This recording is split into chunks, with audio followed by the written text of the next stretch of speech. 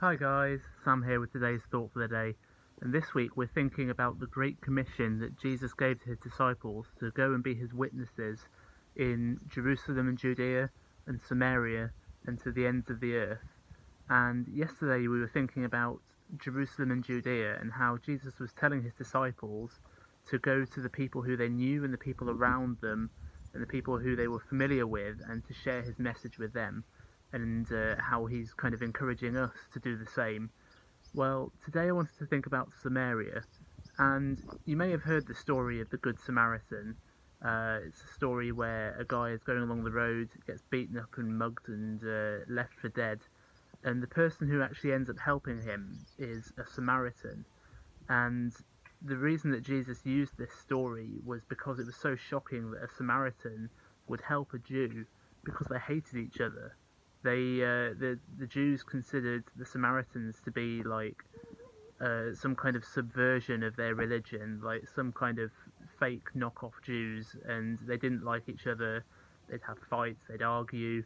It's kind of like if you were a Manchester United supporter and you came across a Liverpool fan and they'd just beaten you.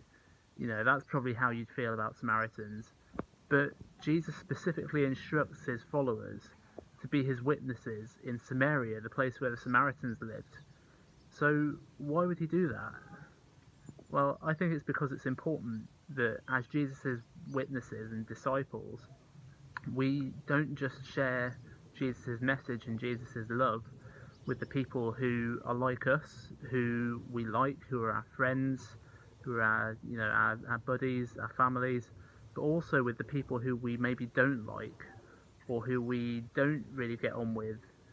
And Jesus goes even further than that earlier in the scriptures. He instructs people to love their enemies and to pray for them. And that would have been shocking for the Jews to hear as well, because they were thinking about these Samaritans and thinking, what, I've got to love them, I've got to pray for them. And then he's telling them in the Great Commission that they've got to share his message and his love with those people as well. So have a think about this week. Who are the people who maybe you don't like, who you don't get on with very well, but who maybe still need to see Jesus' love and experience that for themselves, and maybe even to hear his message? Who can you share Jesus with this week who you normally wouldn't speak to, who you don't really like that much, but you think needs to hear something uplifting, something positive to give them hope this week? So that's today's thought for the day. Remember to subscribe if you want to see these videos every Monday, Wednesday and Friday from next week, and I'll see you guys tomorrow.